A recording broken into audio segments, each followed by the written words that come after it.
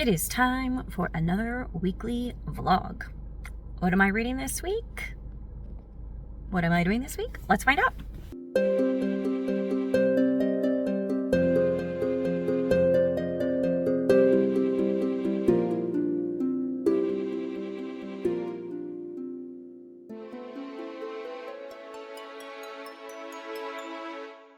Welcome to my channel, In Search of Wonder. My name is Anne, and in this video, I'm going to be doing a little bit of wondering and wandering around. Today is Saturday, and I'm currently in the middle of reading Indigo Isle by T.I. Lowe. And I have a couple of things on deck to start reading. I don't know which of them I will pick up. We will find out together. So today I am helping, my sister manages an online estate auction company, and they're all local estates being sold. And so when people buy the items, they have to come and pick them up. And so I am helping with the pickup, and I am done with that, but waiting for my son, who is still working. And I was wearing this shirt today that says, "Ask me what I'm reading." And I actually had a couple people ask me what I was reading. And I was like, I'm reading a book called Indigo Isle. And not a single one of them knew what I was talking about. But I didn't really expect them to. So I am about exactly halfway through that book. And I have about 20 minutes before my son is ready to go. So I'm going to sit here and read a little bit.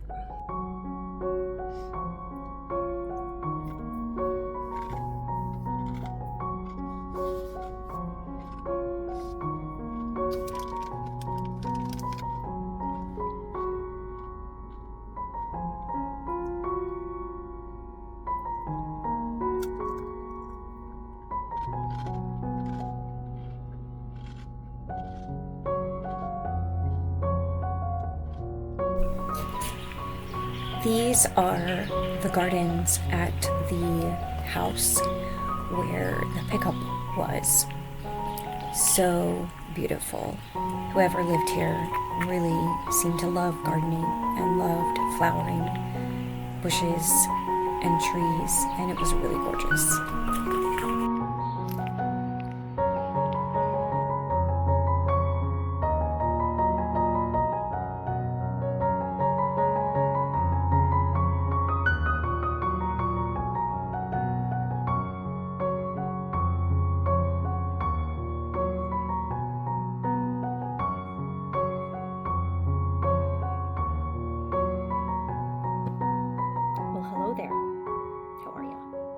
This angle. Maybe not. That's a little bit better. Not a lot, but you know, it's what we're working with right now. And the hair is just crazy, and my children are making noise downstairs. But I'm going to take a minute just to film a quick update. I picked up The Coquette by Eliza Wharton. No, that's the name of the main character. Hannah Webster Foster. This book was written in 1797, and incidentally, this was not intentional and not planned, but this book will work perfectly for the Red, White, and June readathon that I am co-hosting in June, which is coming up very shortly. And if you missed the announcement video, I will share that with you.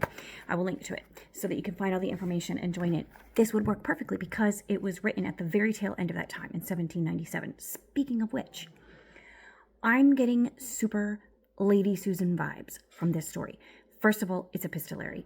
Secondly, the main character, she's not quite, at least not yet, she's not quite on the level of Lady Susan, like on the level of manipulative and evil and just terrible. She's not quite there. She has some things that, like, she's not completely terrible, okay? She has moments of goodness and little parts of her that are sort of good. But overall, like, I feel like this is Lady Susan when she was younger.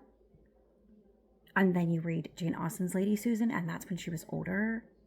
Yeah, I feel like Lady Susan is the sequel to this book, The Coquette. That's totally the vibe we've got going here. So if you've read Lady Susan, you know what I mean. that's what's happening here. It's not very long, but my print is very tiny, so it's actually taking me longer to read than I thought it would. But I am on page 25, which is maybe about a third of the way through. So I have a ways to go, but I am enjoying it. It is interesting. I just wanted to say those two things. Lady Susan vibes and Red, White, and June readathon. It's a great choice. We had a storm, and this stem from my peony plant came off. So now it's gracing our table. So pretty. Hello. Another day, another football game. This is one of the last. We're starting the playoffs today. So these will be the last of the football games for another year. So I am reading The Coquette, as I said, and I've been focusing on this the past couple of days, and it's so interesting. So first of all, I feel like this is, I keep thinking the phrase, a tale as old as time, you know, the song from Mrs. Potts. It's just so appropriate for this. Not simply the tale of people falling in love. Yeah, that happens all the time too. But a tale of a young, vivacious, thoughtless woman, girl really, falling for a charming, delightful man who is rich, or appears to be, as is the case in this book. Because superficially, he appears to be everything that she wants. And so she falls for him, but he's not a good guy. He's a bad guy. Happens all the time. We see it every day. On the flip side, another story that happens all the time. A good young man, in this story he is a training to be a preacher. He's almost a preacher. And he's just a good man. He's maybe a little boring, maybe a little stuffy, but he's a good guy. He is distracted by our girl here, even though she's hardly pastor's wife material. And she's hardly the sort of girl that a stuffy guy like him would actually be happy with. They would never be happy together, the two of them. It reminds me very much of Edmund Bertram and Mary Crawford. Like, those two would never go well together. Just those things don't mix. But it happens all the time for some reason. You know, these guys get distracted, these good guys get distracted by these flighty, vivacious, flirty young women who are charming, but in the end, there's not a lot of substance. So it's going to end up being it's already a sad tale, but I know it's going to get worse. So anyway, I did say that this made me think of Lady Susan in her younger years, and I think that's true to a certain extent. I think our author takes her a little bit of a different direction. She lacks the guile of Lady Susan. She doesn't have that level of deceit. She deceives herself, to be sure, but she's not trying to deceive the people around her. She's just making dumb choices, very dumb choices.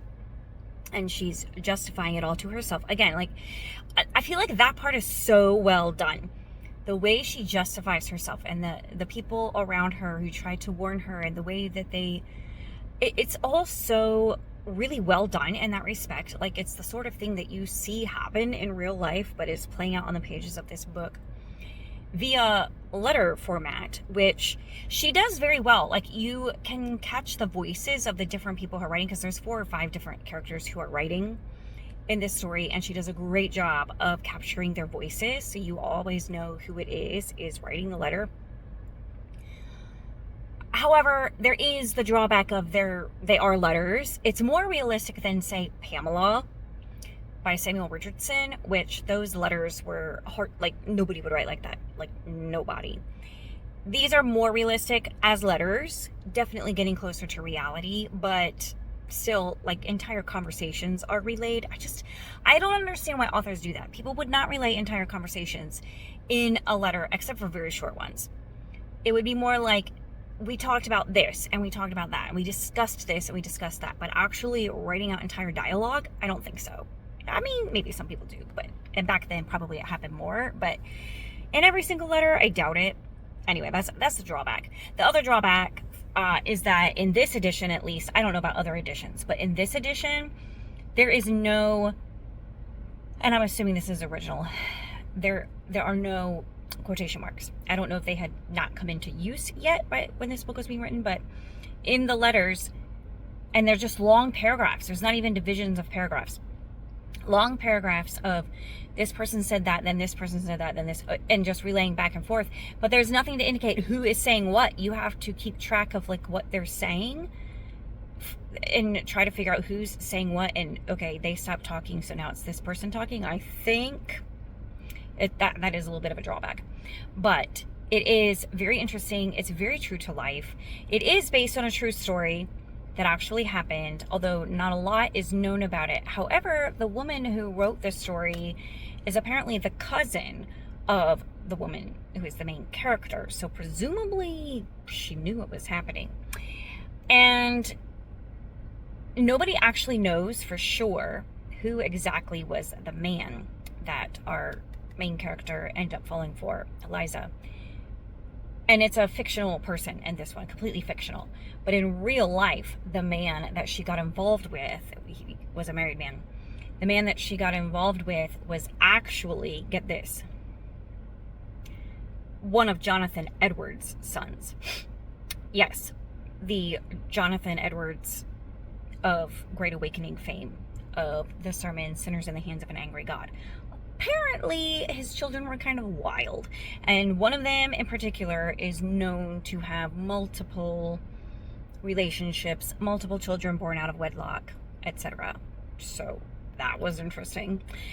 So I would be curious to hear Jonathan Edwards' thoughts on that subject. So anyway, and the actual characters that were involved in this story are like who's who of American society at that time. I mean, Jonathan Edwards was one. I can't even remember the others. There were like congressmen and justices, and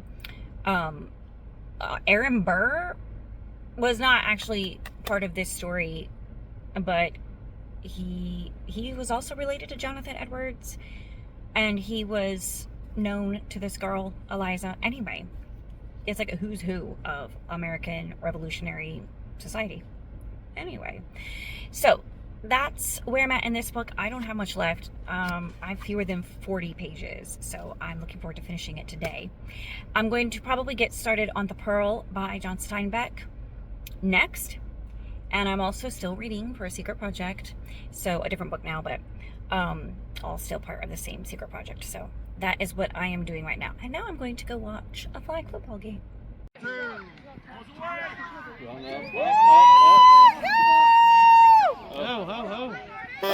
he okay?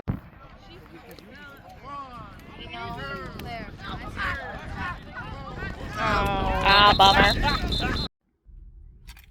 It is Wednesday afternoon. I have literally just a few minutes before I go to my piano lessons.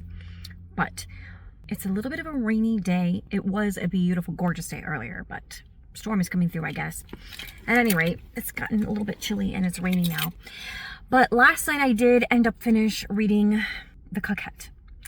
And it was, in the end, very interesting. And I honestly don't remember everything I said about it before in my last clip, all of my thoughts on it. So let me just say what I was thinking. And I apologize if I'm repeating myself. So I liked the epistolary format of it. I felt like overall it worked pretty well, better than like Pamela by Samuel Richardson. Much more realistic. At the same time, not completely, because there were places where, I think I mentioned this, that the dialogue was detailed in the letters, but without the benefit of punctuation or line breaks. So it was very difficult to follow. And also, who are these people who are transcribing dialogue word for word in their letters? Like, does anybody do that? Like, nowadays, no way. Back then, did people actually do that? Like, I just think it's not really a thing.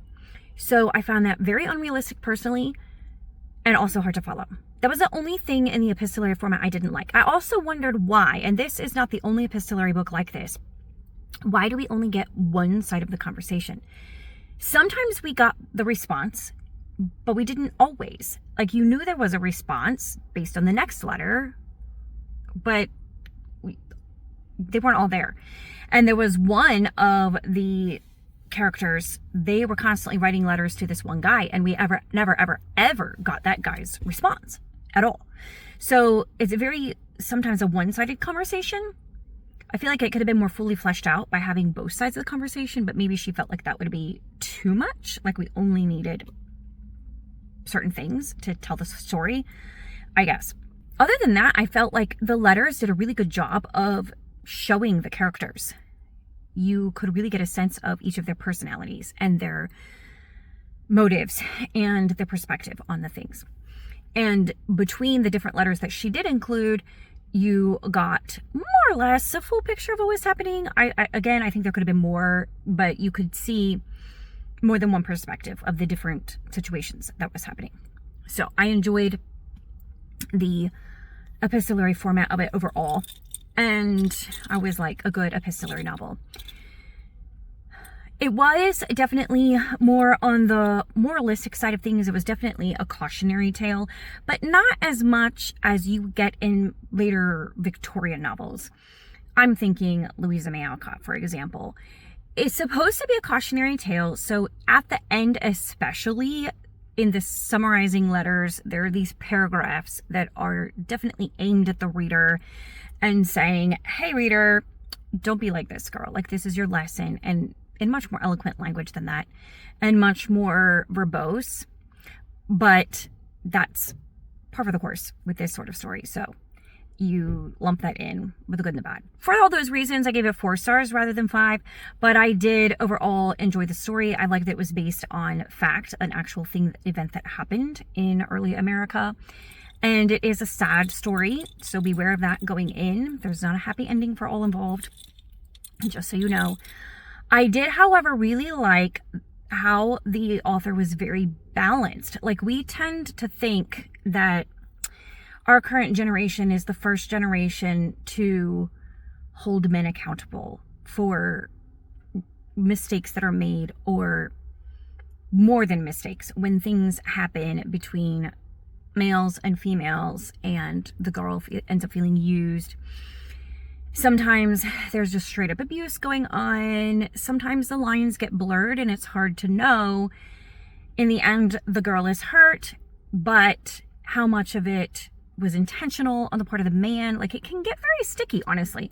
And I felt like the author was very balanced in showing how the girl, she intentionally did some things that put her in the position of being in a relationship she had no business being in. And she was warned. It's not like she didn't know that this guy was no good, that this guy had one intent in mind. Her friends and her parents, like, everybody was telling her this. So she knew that she willfully ignored them because she was like, oh, that looks like fun.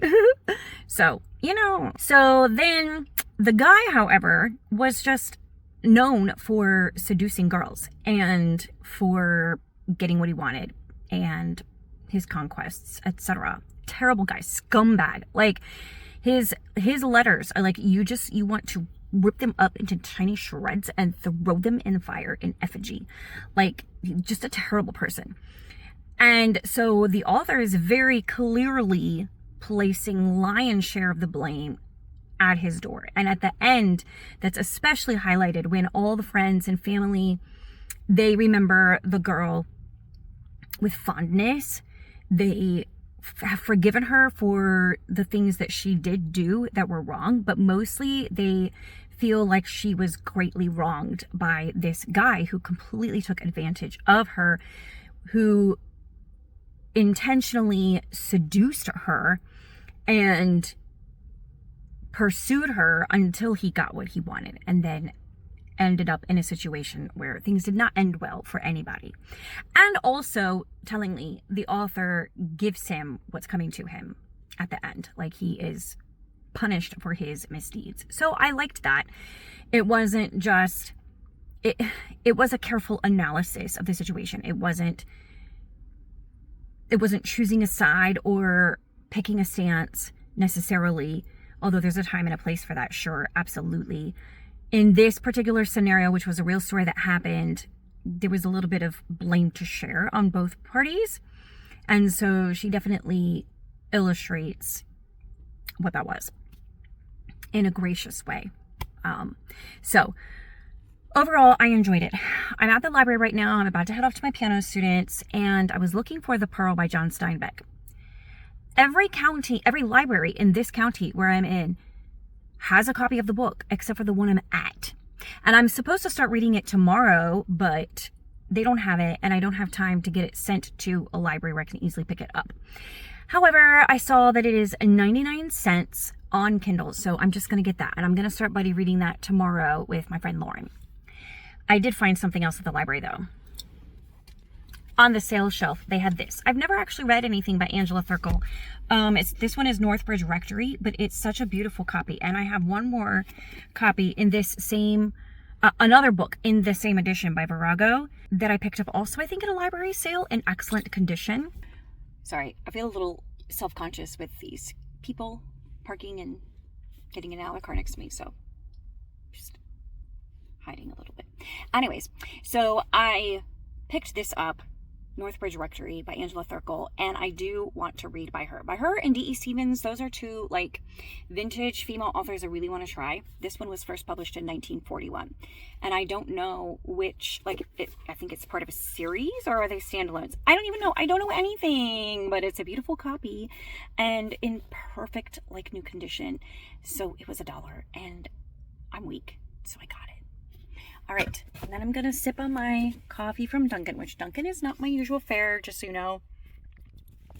But I had a gift card, so off I go to teach piano.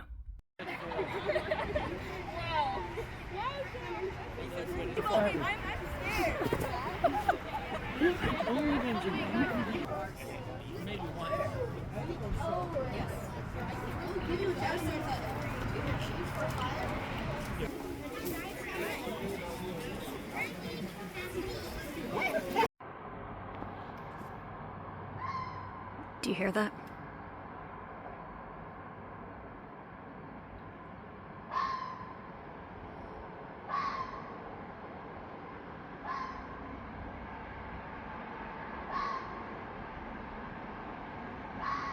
It's a fox.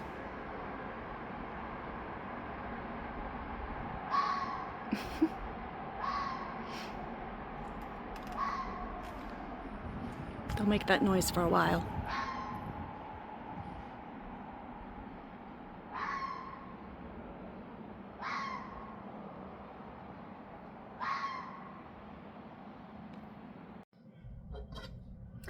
It's Thursday evening, and we are home from the championship flag football game, and my son was coaching the middle school team, and they had an undefeated season, and they won their championship game. Has never happened at our school as far as we know, and so they were very excited, very, very, very excited.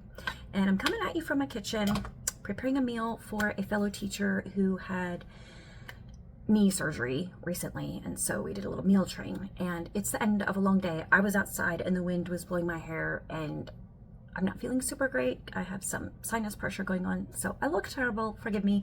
My kitchen's a mess because we just got home and dumped everything, and I started cooking.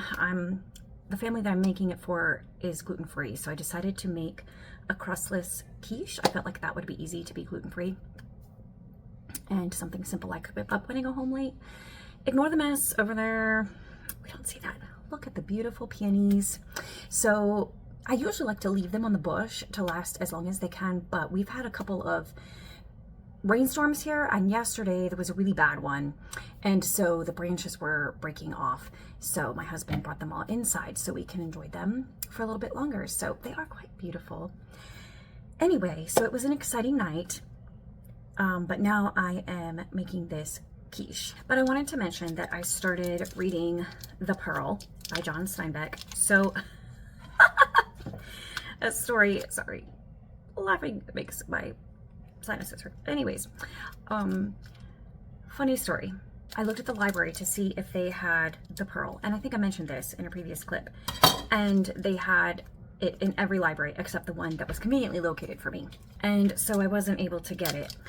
And then I was like, well, it's only 99 cents on Kindle, so I'll just, you know, pay 99 cents for it. So this morning I went to do that, and Amazon kindly informed me that I had already purchased a couple years ago a Kindle version of the Penguin Deluxe bind-up of all of John Steinbeck's shorter works, including The Pearl. And I was like, duh. So yeah, I have it. And so I started reading it today, and it starts off with quite a punch. I don't want to give anything away because it's a short novel. It's only 6 chapters. And so even what happens in the beginning, like, I don't want to say because I think it's probably spoilery. But it starts off with with a bang. And our main character, well, I love Steinbeck's writing style. I've never read anything by him before, but in this book, I love his writing style. He gets you right there in the scene, and you can see it in your mind's eye, but it's not verbose, and you can really understand what the character is feeling. You can really get inside the character's mind and heart, and that aspect is just really quite beautifully done. I was very impressed, and you feel every emotion that the character is going through in this beginning part of the story. New location. The other thing that I really liked was how he used this mental imagery of, I don't know if that's quite the right word, but of music, because you're in the main character's head, and you're in his thoughts, and he's thinking about how his people, I think this is in Mexico, and the family that's the focus of this story is an indigenous family, and he's thinking about how his people don't have music, but then he clarifies and says they don't have any new music. They're not making new music. They still have the old songs, but they don't have any new music. But then he's thinking, he hears a song, and the song he hears is the song of the family. And it just beautifully expresses what he's feeling with his family at his side in the early morning contentment. And then later he feels the song of evil. So I just love the musical imagery there that's providing the background to this scene and kind of giving it some layers that really builds up the emotion and the intensity of the scene. So I thought that was really cool. So chapter 1, only 5 more to go, and I'm really enjoying it so far. Really loving it. I can understand why it's a classic, and John Steinbeck is a highly rated among American authors. So anyway, that's what I'm reading. I don't know if I'll have time to make another clip. Probably I'll be able to make a short clip to close this off, but probably will have nothing new to share. So that's all I got going on. I'll see you again for a brief moment before we close out this vlog.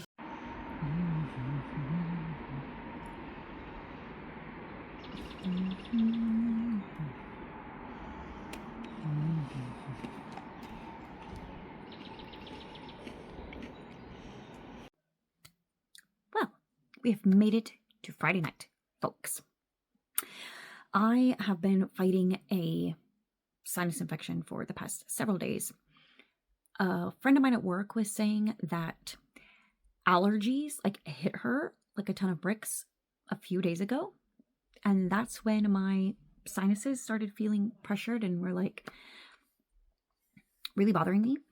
So I don't know if there's something here in the air in Virginia or what. And everything that I was doing that normally works pretty well for me was just not hitting the spot this time. I don't know what it was, but I did today, this evening, I used the right homeopathic remedy that seems to have worked so far. So the thing with homeopathy, if you're not familiar with it, is it can be a little bit like you have to match the correct remedy to the specific symptoms. So it's not like there's a one size fits all sinus infection remedy.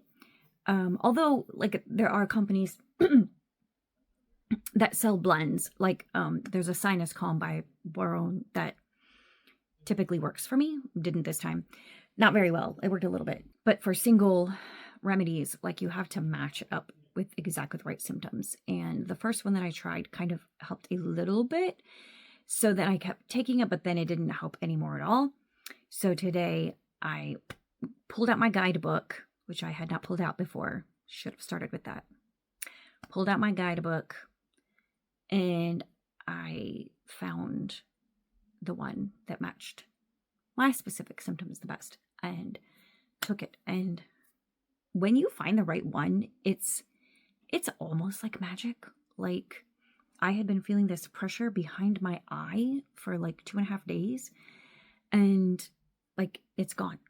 Every time I bent over, I would feel it pressing against my eye and it's gone. Amazing. Praise the Lord. So I'm feeling much better now. Anyway, so I made it to Friday. Praise God. And thankfully also today was a lighter day for me because for various reasons, half my classes were canceled. So May is like that. So it was good to have a lighter day, but at the same time, I still had a lot to do. So I didn't really even have time to read on my lunch break. So all I've read today is the second chapter in The Pearl by John Steinbeck.